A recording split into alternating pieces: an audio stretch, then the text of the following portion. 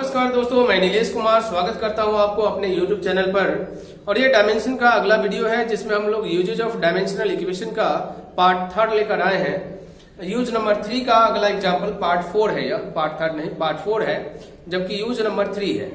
ये आप different physical quantities के बीच में रिलेशन एस्टेब्लिश करना हमने सीखा था पिछले वीडियो में, और उसी का नेक्स्ट एग्जाम्पल हमने यहाँ पर लाया है।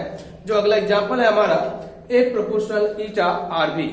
जो भी लोग डायमेंशन के बेसिक जानकारी को नहीं सीखे अभी तक, तो हमारे प्लेलिस्ट में जाए, डायमेंशन वाले प्लेलिस्ट में, और वहां पर सर्च करें। डायमेंशन बनाना हमने सिखाया है, किसी फिजिकल क्वांटिटी का डायमेंशन आप कैसे निकालेंगे, इसका चर्चा है। फिर इसके डायमेंशनल इक्वेशन के यूजेज का 3 वीडियो हमने अपलोड किया अभी तक, और ये 4th वीडियो होगा जिसमें यूज नंबर 3 का नेक्स्ट एग्जाम्पल हम लोग यहाँ देखने वाले हैं।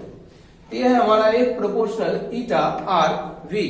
यहाँ एक फोर्स है, ईटा कोफिशिएंट ऑफ विस्कोसिटी है, आर डिस्टेंस है या रेडियस है, और वी वेलोसिटी है।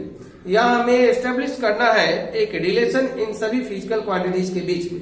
तो देखिए, हमने जो कंसेप्ट बताया है उसी के आधार पर आगे बढ़ते हैं। यहाँ आप क्या करेंगे कि F इक्वल टू एक कांस्टेंट डालेंगे, प्रोपोर्शनल का साइन हटाएंगे और बराबर का चिन्ह इक्वल टू का साइन देंगे और एक कांस्टेंट डालेंगे कि ईटा आर वी, और पावर है यहाँ पर ए बी और सी। ये खुद से आपको पावर ले लेना है सभी फिजिकल क्वांटिटीज के ऊपर। ईटा के ऊपर ए, आर के ऊपर बी और वी के ऊपर सी। नाउ LHS है आपका F, और इसका डायमेंशन होता है ML इनवर्स 2। LHS है F, डायमेंशन होता है ML इनवर्स 2। अब RHS की ओर बढ़े। RHS है आपका के ईटा का पावर A, R का पावर B और V का पावर C। यहाँ से जो कांस्टेंट क्वांटिटी होता है उसका डायमेंशन छोड़ देंगे हम लोग, तो ये नहीं लेते हैं, होता ही नहीं है। तो यहाँ पर ईटा, और ईटा का dimension M L inverse T inverse, ये कोफिशिएंट ऑफ विस्कोसिटी है, इसका डायमेंशन इतना होता है। R का डायमेंशन L पावर B और V का dimension L T inverse power C। अब इसको सॉल्व कर लीजिए। M का पावर A, L का पावर माइनस A, T का पावर माइनस A, L का पावर B, L का पावर C, T का पावर माइनस A। यहां से M का पावर A रह जाएगा वैसे ही। L का पावर टोटल देखिए तो minus A plus B plus C, और T का पावर माइनस C। यहां पर आप देखें तो M का पावर, अब इक्वेट करते हैं दोनों तरफ, LHS और RHS के डायमेंशंस को हम लोग इक्वेट करेंगे। तो आप यहां पर देखिए, M का डायमेंशन 1 है, L का डायमेंशन 1 है, तो आप लिख लीजिए यहां पर। Now equating the dimension of LHS and RHS we get, क्या मिलने वाला है हमें, M का पावर यहाँ पर A है और LHS में M का पावर 1 है, तो A का वैल्यू आपको आ गया 1। फिर यहां पर आप देखें L का वैल्यू, सॉरी यहां पर थोड़ी सी मिस्टेक हो रही है, T का पावर यहां पर माइनस A और माइनस C, अब जाके सही हुआ। अब यहां पर देखिए आप L का power minus A plus B plus C, और L का पावर यहां पर है 1, तो आप लिख सकते हैं minus A plus B plus C equal to 1। यहां से आप देखिए A का वैल्यू 1 डाल दीजिए तो minus 1 plus B plus C equal to 1, तो B plus C equal to ये जाएगा इधर ऐड हो जाएगा, तो ये 1 प्लस 1 2 मिल जाएगा आपको। ये एक नया इक्वेशन आपका बनकर तैयार हो गया। आगे देखिए, हम लोगों को अब B और C का मान निकालना है, वैल्यू निकालना है B और C का। तो देखिए आप T वाले को इक्वेट करें तो T का माइनस A माइनस C, और T का यहाँ पर पावर है माइनस 2। यहां से आप minus A minus C equal to minus 2 लिख सकते हैं, और A का वैल्यू है 1, तो माइनस A का value 1 plus minus C equal to minus 2। यहां से आप C को इधर लेकर जाएं और 2 को इधर लेकर आए तो minus 1 plus 2 equal to C, इसको घटाएंगे C इक्वल टू आ गया आपको 1। तो आपको A का वैल्यू 1 आया, C का वैल्यू 1 आया। यहां से अब B का वैल्यू निकाल लीजिए। Now since B plus C equal to 2, तो B equal to 2 minus C यानी कि 2 minus 1 equal to 1।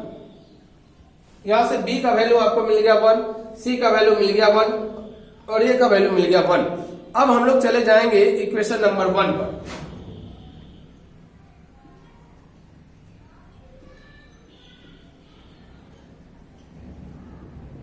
Now from equation 1 we get, हमें क्या मिलने वाला है, देखिए इक्वेशन 1 में देखिए यहाँ f equal to K eta का पावर a, r का पावर b और v का पावर c।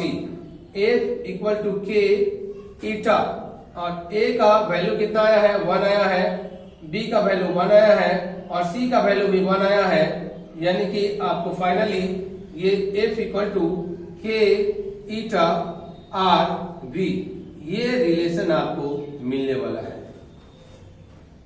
तो आप इस क्वेश्चन को नोट कर ले, प्रैक्टिस कीजिएगा, स्क्रीनशॉट ले लीजिए अभी। फिर चलते हैं हम लोग नेक्स्ट क्वेश्चन की ओर और फिर देखें हम लोग यूज नंबर 4। ये है हमारा नेक्स्ट क्वेश्चन। ये v प्रोपोर्शनल ईटा रो r, यहाँ पर v वेलोसिटी है, ईटा कोफिशिएंट ऑफ विस्कोसिटी है, रो डेंसिटी है और r डिस्टेंस ले लीजिए। अब यहाँ पर आपको फिर से वही काम करना है, v इक्वल टू कांस्टेंट डालिए, ईटा रो r, पावर यहाँ a b c, equation number 1। LHS को देखिए आप, तो v है और v का डायमेंशन l t इनवर्स होता है, आप चाहे तो m लिख सकते हैं पावर 0 के साथ। v का डायमेंशन l t इनवर्स होता है, लेकिन अगर आप m के साथ लिखना चाहते हैं तो m का पावर 0 दे दें। आगे देखिए अब RHS पर जाए, RHS में क्या है हमें, तो k ईटा का पावर a, रो का पावर b, r का पावर c। अब k को छोड़ देना है। ईटा का डायमेंशन पिछले क्वेश्चन में भी यूज किया गया था, m l inverse t inverse होता है, पावर a, रो है डेंसिटी और डेंसिटी का dimension m l to the power -3 होता है, m l to the power -3 और ये है b और ये l रहेगा, r के बदले l और c। यहां से इसको सॉल्व करने की कोशिश करेंगे तो m का पावर a, l का पावर -a, t का पावर -a, m का पावर b, l का पावर -3b, l का पावर c। ओके, आगे देखिए m का डायमेंशन यहां पर देखिए, तो यहां पर पावर a है, यहां पर पावर b है, यह हो गया a प्लस b। l का देखिए तो -a -3b plus c, -a -3b plus c और t का देखें तो -a। अब आप इक्वेट कर लीजिए। Now equating both side, LHS और RHS डायमेंशन वी गेट, क्या मिलने वाला है, तो आपको मिलने वाला है कि m का पावर यहाँ a प्लस b है और ऊपर वाले में m का पावर 0 है, तो a प्लस b का वैल्यू 0 आ गया, यानी कि a इक्वल टू आप -b लिख सकते हैं। आगे देखिए अब यहां से आप t का पावर देखिए तो t का पावर है -a और t का पावर है -1। Here t का पावर -a और t का पावर -1। पहले t को इक्वेट कर लेते हैं, आसान पड़ेगा। t का पावर -a, t का पावर -1, तो यहां से -a equal to -1, minus minus cancel हो गया, a का वैल्यू आ गया आपको 1, a का वैल्यू 1 आ गया, तब b का वैल्यू आ जाएगा -a का वैल्यू 1, तब b कितना हो जाएगा -a। देन आप लिख सकते हैं कि b इक्वल टू -a, यानी कि b का वैल्यू a का वैल्यू 1, ठीक है। तो a का वैल्यू 1 और b का वैल्यू -1। अब आप आसानी से c का वैल्यू निकाल सकते हैं, इस वाले को इक्वेट करके। नाउ इक्वेट कर लीजिए, l का dimension -a plus 3b plus c, -a plus 3b -3b sorry plus c, और ऊपर वाले मतलब कि यहां पर LHS में l का डायमेंशन है 1, तो -a -3b plus c equal to 1, -a का वैल्यू आपको 1 आया हुआ है, -3, अब b का वैल्यू आपको -1 आया हुआ है, प्लस c इक्वल टू 1, यह हो गया -1 minus minus plus 3 plus c equal to 1, तो c इक्वल टू हो जाएगा, ये सभी उधर जाएंगे, 3 में से 1 घट जाएगा तो 2 बचेगा और इधर जाएगा 1 - 2, यानी कि c का वैल्यू -1 आ गया। a का वैल्यू 1, c का वैल्यू, b का वैल्यू -1, c का वैल्यू भी -1। यहां से अब आप चले जाएं समीकरण 1 पर, इक्वेशन 1 पर। नाउ फ्रॉम इक्वेशन 1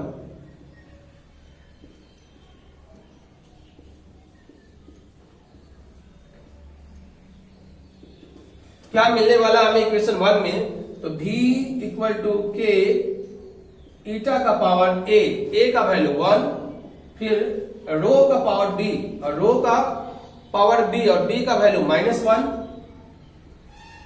और फिर r का पावर c और c का वैल्यू -1। ये दोनों क्वांटिटी नीचे आ जाएंगे, इसलिए v इक्वल टू के ईटा ऊपर रहेगा और डिवीजन में आएगा रो r। ये रिलेशन एस्टैब्लिश हो गया, हमारा नेक्स्ट एग्जांपल था। तो इस तरह से आप और भी एग्जांपल्स बना सकते हैं। फिर इसके बाद हम लोग बढ़ते हैं अब यूज नंबर 4 की ओर, और ये यूज नंबर 4 में ज्यादा कुछ विशेष नहीं है। देखते हैं यूज नंबर 4 क्या कहना चाह रहा है। तो आइए देखते हैं यूज नंबर 4 क्या है। हमने हेडिंग दे रखा है।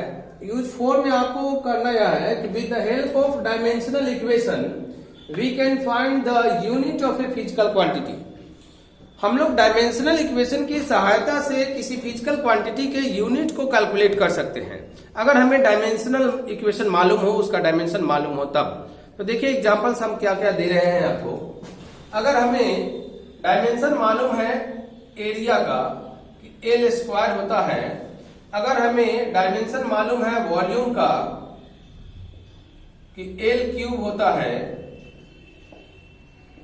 फिर हमें मालूम है स्पीड का एल टी इनवर्स होता है, फिर हमें मालूम है वेलोसिटी का एल टी इनवर्स होता है, फिर एक्सेलरेशन एल टी इनवर्स 2 होता है, force M L T inverse 2 होता है। यह भी हम सबका डायमेंशन लिख रहे हैं। फिर इससे यूनिट में कैसे कन्वर्ट करेंगे वो हम लोग सीखेंगे। ठीक है, देखिए work M L square T inverse 2। उसके बाद देखिए, अब देखिए अगर हमारे पास एल रहेगा तो एल किसके लिए आया है, ये जो डायमेंशन है एल वो किसका है, लेंथ का है, और इसका यूनिट कितना होता है, मीटर होता है। एल डायमेंशन है लेंथ का और इसका यूनिट होता है मीटर। फिर उसके बाद एम रहेगा तो एम डायमेंशन है मास का और इसका यूनिट क्या है, केजी। फिर टी अगर रहेगा तो टी डायमेंशन है टाइम का और इसका यूनिट क्या हो जाएगा, सेकेंड। तो इन्हीं तीनों की सहायता से हम लोग आगे बढ़ते हैं। देखिए यहां पर एरिया का एल स्क्वायर, मतलब कि एल रहेगा तो आपको क्या डालना है, मीटर, एम, तो हो जाएगा या कितना, मीटर का स्क्वायर। इसका यूनिट हो गया एरिया का मीटर स्क्वायर। वॉल्यूम का डायमेंशन हमें पता है एल क्यूब, तो यूनिट कितना हो जाएगा, एम क्यूब। स्पीड का एल टी इनवर्स, तो एल के बदले मीटर और टाइम के बदले सेकेंड, पावर -1। वेलोसिटी का एल के बदले मीटर, टाइम के बदले सेकेंड, पावर -1। एक्सेलरेशन का एल के बदले मीटर और टाइम के बदले सेकेंड, पावर -2। तो इस तरह से हम लोग आगे बढ़ेंगे। आगे देखिए आप, फोर्स का एम के बदले केजी, एम क्या है, मास का डायमेंशन है केजी, और इसका मीटर, एल का मीटर और टाइम का सेकेंड, पावर कितना, -2। वर्क का एम एल स्क्वायर, एम का आ गया केजी, एल स्क्वायर मतलब कि मीटर का स्क्वायर, और ये है सेकेंड का इनवर्स, पावर 2। ठीक है, इस तरह से हम लोग निकाल सकते हैं। अगर यूं तो आप जानते हैं फोर्स का यूनिट होता है न्यूटन, जो इसी को कहते हैं आप केजी मीटर सेकेंड इनवर्स 2 को। वर्क का यूनिट होता है जूल, ऐसा यूनिट जूल, सीजीएस यूनिट और फोर्स का ऐसा unit newton, CGS unit dyne. लेकिन यहां पर केजी मीटर सेकेंड के रूप में हम लोग निकाल रहे हैं। आगे देखिए अगर कुछ एग्जांपल्स और, तो मोमेंटम का डायमेंशन जानते हैं एम एल टी इनवर्स। ठीक है, तो मास का हो गया यहां पर केजी और लेंथ का मीटर और टाइम का सेकेंड। इस तरह से आप मोमेंटम निकाल सकते हैं। अगर आप फिर ले लें इंपल्स, इंपल्स तो सेम है, कोई बात नहीं है, छोड़ दीजिए। ग्रेविटेशनल कांस्टेंट को लीजिए, ग्रेविटेशनल कांस्टेंट का यूनिट क्या होगा? तो इसका डायमेंशन होता है m inverse l cube t inverse 2। तो देखिए आप m के बदले आप डालेंगे kg इनवर्स, लेंथ का मीटर क्यूब और इसका सेकेंड। ये हो गया आपका ग्रेविटेशनल कांस्टेंट का। फिर अगर आप निकालें कोफिशिएंट ऑफ विस्कोसिटी का,